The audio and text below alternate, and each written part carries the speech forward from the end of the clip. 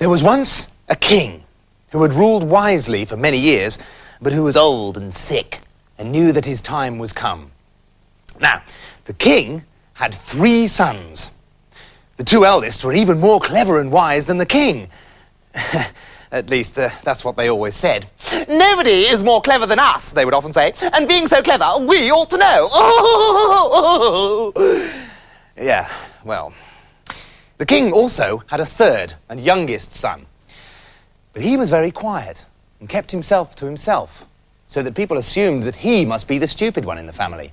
They even called him the stupid prince and threw bricks at him in the street. Anyway, one day, the king called the sons to his sickbed and said, "My sons, I am old.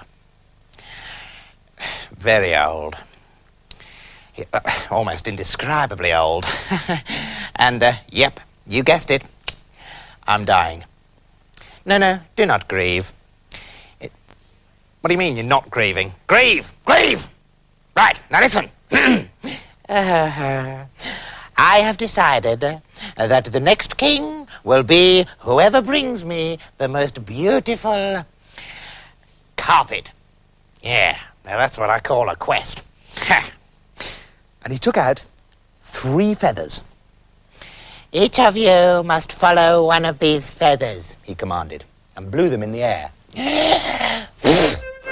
Well, one feather went north, and off went one of the clever sons, following it. One feather went south, and the other clever son followed that one. But the 3rd feather just twisted round in the air and went nowhere. And that was the one that the stupid son was left with. "Ha ha ha! There you are, stupid," said the clever sons. "You can follow that one." And off they went. So, he sat down, feeling sad and left out. But as he looked at the feather, he noticed that it was lying next to a trap door in the ground. He opened the trap door. And there was a ladder leading him down into a strange chamber lit by a strange greenish glow. And the stupid prince was just thinking, "Oh," when he heard, "Read it." What? "Read it." Looking round, who should he see but a big fat frog with bright blinking eyes and a big rubbery smile. And the frog said, "Good day to you, young sir." "Oh," said the prince. "And what are you searching for deep under the ground in the glowing green realms?" Well, I'm looking for the most beautiful carpet in the world.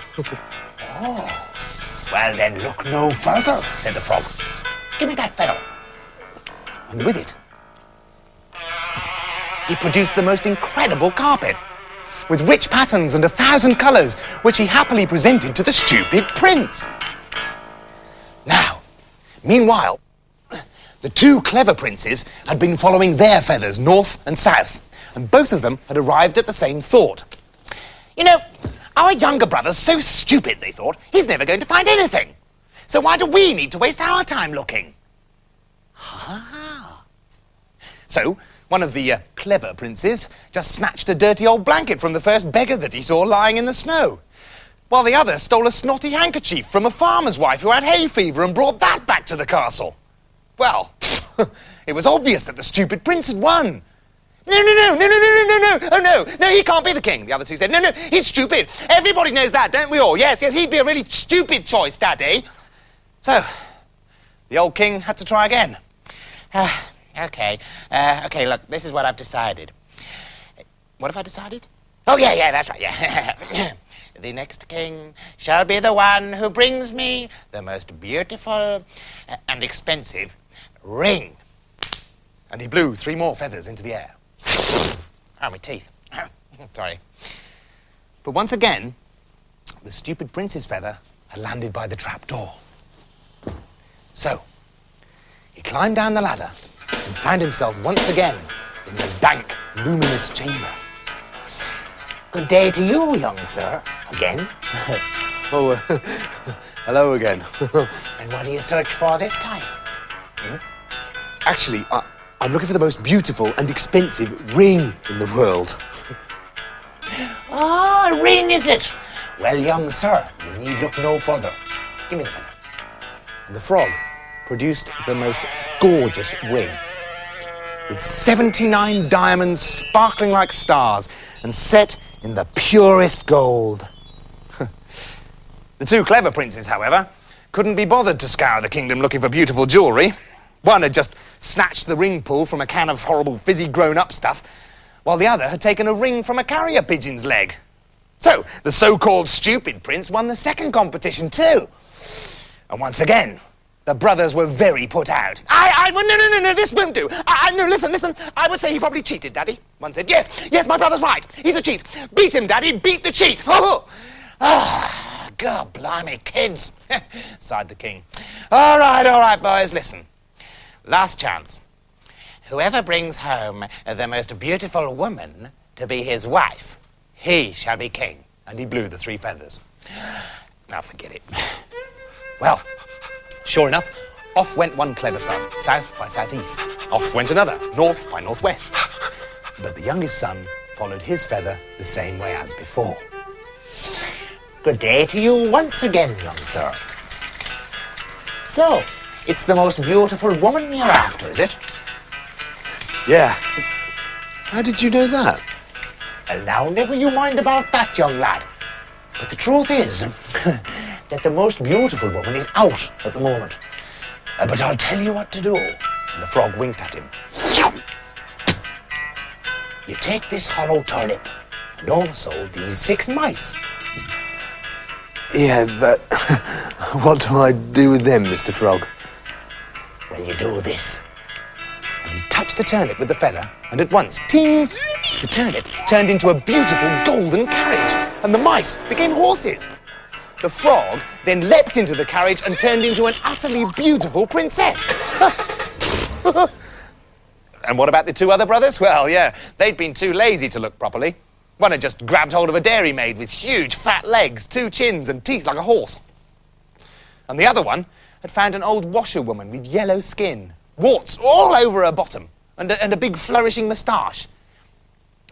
The 2 wives that you 2 have found are, they're repulsive, said the king.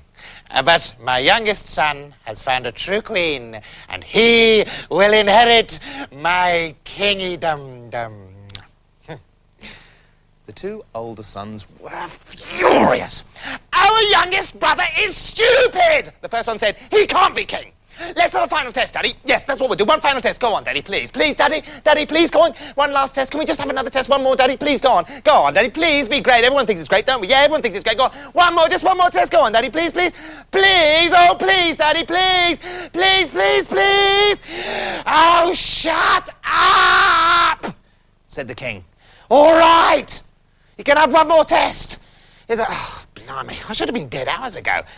I don't know. Look, all right, boys, what do you want to do? Well, I know, Daddy, said one of the sons. We will hang a hoop in the middle of the hall. The wife who can jump through it will be the winner, and her husband will be king. Ha-ha, what about that for an idea? So, a wide metal hoop was hung in the air, and the big fat dairymaid was the first to go. She took a deep breath, tensed herself, wrinkled up her face so that her nose almost disappeared into her chin, and charged across the floor. But she only got about 6 inches in the air and came down with a great crash and broke both her ankles. The scrawny washerwoman was the next off the mark. She sniffed at the air with her little pointy nose. She took a deep breath. That was as deep as she could do. She hunched up her shoulders, and then she whizzed across the floor, whistling as she went, and knocked herself out on a beam. But then it was the turn of the beautiful young wife of the 3rd brother. Yeah, she leapt through the ring as easily and as neatly as if she'd been jumping all her life. Which, if you think about it, of course, she had. Well, that was the end of the matter. And that is the end of the story of the 3 feathers. The youngest brother became king. And although the other two always swore that he was stupid and that they would have done the job much better... I think he's stupid, don't you? Yes, I do. We would have done the job much better, wouldn't we? Yes, we would. What a shame we were born so brilliant. Ha, ha, ha. Despite all that, the stupid prince and his wife ruled wisely and well to the end of their days.